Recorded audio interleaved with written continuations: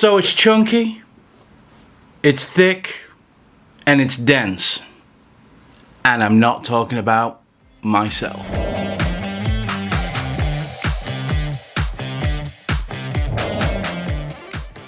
Welcome back, guys. So, English Dan, back with another video. Today we have got a video on the LG V60 Duel Screen. Look at that thing. This is a big phone. Big phone. But it's also got a lot of positives going for it. So yeah, let's talk about the LG V60 5G ThinQ blah blah blah blah blah, long name ever. We're just going to call it the V60 from here on out. Because it's going to be a mouthful every time, and I'm not doing that. The only time I do mouthfuls, cheeseburgers. And you can tell, I mean, look at me. Anyway, back to this, the LG V60. What you get here is a phone that comes just over $800 from T-Mobile, and it's a dual screen phone. This is the phone on its own, and it comes with a case that has a dual screen in it. Functionality? Yes, very much so. So let me just say, I don't think this is the future of foldables, and I don't think LG think this is the future of foldables either.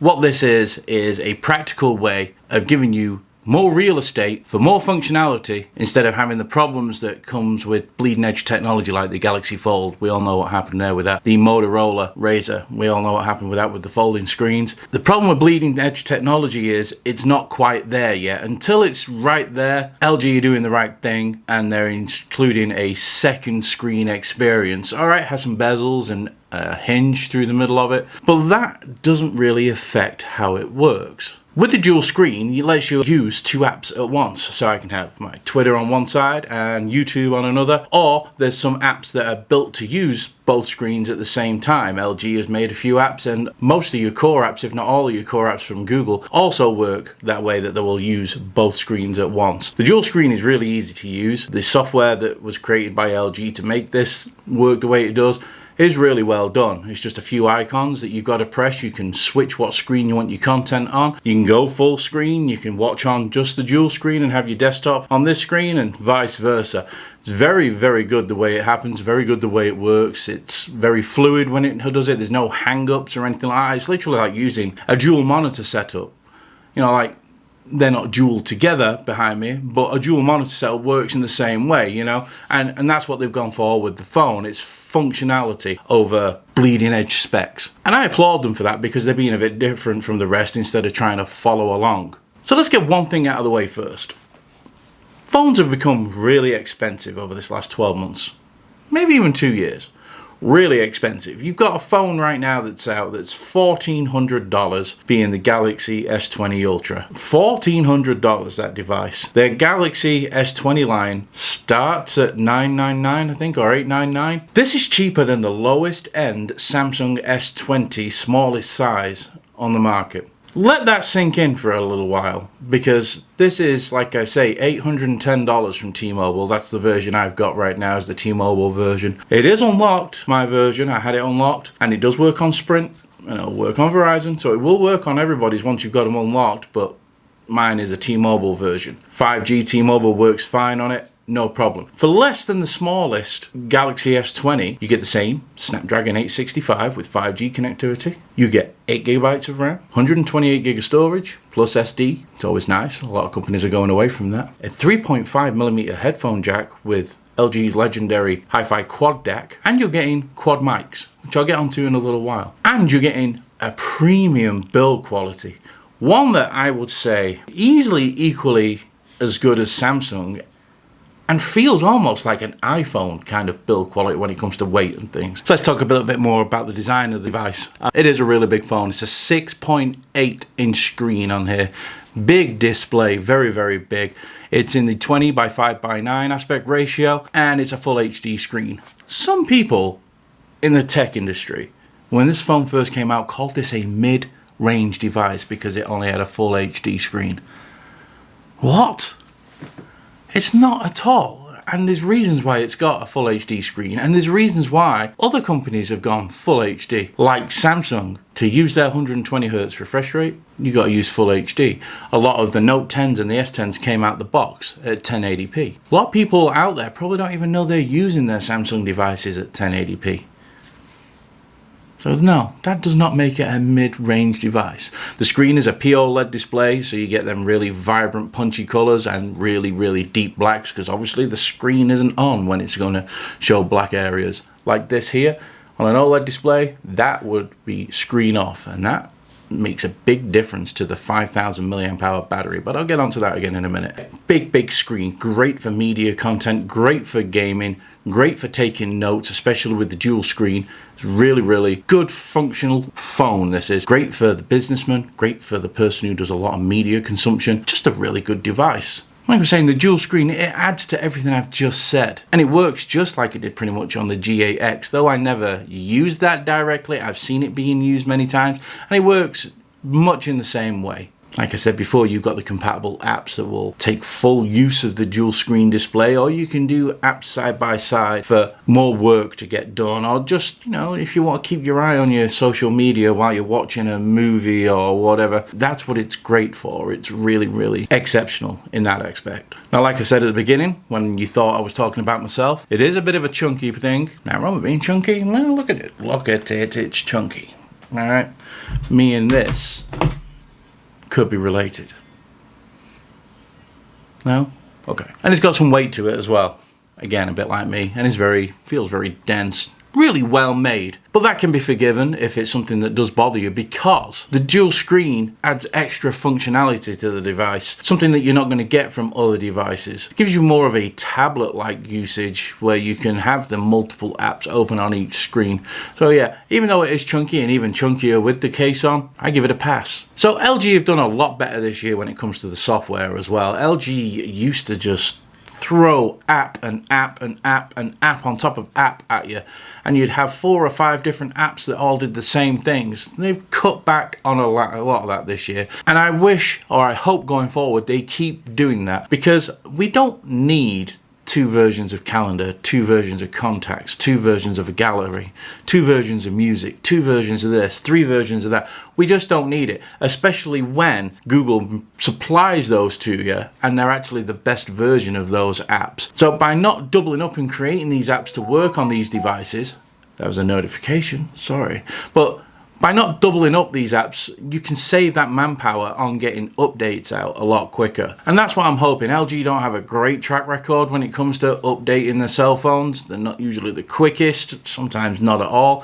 But I'm hoping with the V60, because let's get it right, it's probably the best looking designed phone that they've done in a long time. The G7 for me, or the G6, no, it was a G6, was, you know, a big departure from what LG used to do. And this to me is like a big departure from the G8 range. And I'm hopefully going forward they're going to change the way they work, and we do get more updates, like with Android 11 when that comes out later this year. But yeah, they have done a really good job with that. Talking of the software as well, like with the dual screens, very simple to use. Like I said before, you get multiple icons down near the center of the screen, and it gives you choices of full screen, flip which app is on which side, choose whether you want your app on this side or you want it on that side, Netflix here, desktop here, Twitter there, Facebook there, whatever. But it's all very easy to do. It's just at the tap of a button. It's very simple. Good job, LG. The software on this is pretty good. And it's Android 10. Touched on it before, when it comes to audio, this thing has 3.5mm headphone jack. It's a rarity on high-end phones nowadays, and not only does it have the headphone jack, but it has the hi-fi quad DAC in there, and this has been in various LG devices for the last few years, and it's well known for it, and it pumps out some fantastic audio. Really does, and I'm happy to see that they're sticking with that, because it differentiates them from the rest for a start. And if you like music, like me, obviously, because I do a lot of audio on my channel, I love the V60 for that reason. It also has quad mics with selective sound enhancements, and what that does is you can channel in onto, say like I've got my phone over there, it can channel into me and pick up just my voice. It'll tune into my voice, and it's very clear. It works very well. This would be an ideal vlogging phone in a way when it comes to that. It works pretty good if you're just starting out on YouTube, or you just want to use your phone to go walk around and vlog with. I think this will work great. Let's talk about that battery, because this is a chunky, hefty guy, or hench. Look at them fat biceps. It also has a hefty battery inside it, 5,000 milliamp hours. Even with the dual screen on, all day, every day, easy. I sleep 4 or 5 hours a night. That phone lasted all day. From the moment I get up, from the moment my head hits the pillow. And it will last up until about noon the next day. Without the case, I'm pretty sure I can get a 2 full days without putting it on charge. The battery life on this thing is fantastic. If you're looking at a device where you want exceptional battery life, the LG V60 gives it to you, whether in dual screen mode or in just the phone mode. That's one thing I like about this phone. You don't have to use the dual screen all the time. I found myself using this phone as phone only just as much as I did with dual screen. Using it in phone only when I don't need that extra functionality, it's a fantastic device. It looks great in this navy blue. It's got the gold accents. They also make it in white with the gold accents. My friend Adam Matlock, who I do the live stream with every Wednesday night at 8 o'clock Eastern time, better see you there. Anyway, enough of the advertisements. He's got the white version. I'll link his video down below. He's done a few videos on the LG V60. He's had it for a little longer than I have. But yeah, if you want to see the white version, go check out Adam's channel. He's a good guy. Tell him English Dan sent you, and tell him that his video sucks. No, really, tell him, say, English Dan sent me, and your video is trash. He'll understand. Anyway, so yeah, using just the phone on its own, it's actually fantastic. It feels great. It's not too big that it doesn't fit in my pocket, unless you wear really skinny jeans, like a hipster kind of thing, and you wear jeans that look like you've painted them on this morning, then you might have a problem. But other than a credit card, you're probably going to have a problem with anything going in your pockets, including your fingers. Billiards. Let's not get into that. Yeah, I really did enjoy using the phone just as a phone without the dual screen. Great for extreme long battery life. Didn't have to worry about it at all. The 3.5mm headphone jack is still attached to the phone. It's not on the case. Works great. The screen is plenty big enough at 6.8 inches and it looks great. So my media throughout the day was no problem. It's just a really nice phone and a really well designed device. LG have nailed the aesthetics, I think, here when it comes to the color of the phone and the gold accents and the buttons. Everything just feels premium, but it's undercutting phones by $600. I do have a couple of gripes, mind you. It's not all great news. But there's nothing really horrendously bad either. So let's just get that out of the way. So my biggest gripe is the front of this. This is the dual display case. So there's the filling inside it. But yeah, this is the dual screen case. As you'll see, it's got the extra screen here. It's very easy to put in, by the way. You grab your phone. You'll see there's a USB-C port at the bottom. Bottom. Everyone in America makes fun of me for saying bottom, but it's just the way it is. You put the bottom of the phone in first, and you click the top. Bang. We now have dual screen phone. Like I was saying, we now have dual screen phone. Woo, woo, woo. Yeah, real easy to connect. It's not a problem at all, and it's easy to get out. You just go from the top again. If you've got a belly, you can lean your phone on your belly, like me, and Bob's your uncle. Phone comes out. But yeah, like I was saying, my big con on this, my main major gripe has to do with this case. And it's not the actual inside when the dual screen works, it's that part there. You see this? It's a very small window, and this whole front, you see the reflection? The whole front of this is glass. And if you hold it in a certain light, you can see there's a small 2.5 inch by 3/4 inch window that actually works. Gives you the date, the time. Let me press the power and you can see it again. See? Gives you the date, the time, some notifications. You can't interact with this screen at all. You can't swipe down with it all being glass. You think, you know, it's a screen all the way, but you can't swipe down to see what the details of those notifications are. You do have to open the phone every time to actually see the notifications, and that is slightly annoying when you've got this on the front. Why would you put glass on the front of the case if you're not going to use the glass to show more information? I mean, really? Kind of sucks. What I would have liked to have seen them do this time around, because this is a fingerprint magnet for a start. So when you pull the phone out of your pocket, it looks like a CSI crime scene across the front. I'm like rubbing it across my shoulder, across my man boobs, you name it, I'm rubbing it across it. Get your mind out the gutter. It's just annoying that it does that. Now, if they'd have made it like the back of the phone, it's got like a... You'll have seen it through this video anyway, but it has like ridges and it's a rubberized finish on the back. If they'd applied that to the front and just cut out the window, I could forgive it, because it'd be that much more durable and look better in my eyes, because it's not a shiny reflective mirror. It just, why they didn't go with that, I don't understand. My other gripe is, and it's strange why they've done it, but I'm supposing they've done it for isometrics, but there's a notch on the second screen. But there's no camera in the notch like there is in the first screen.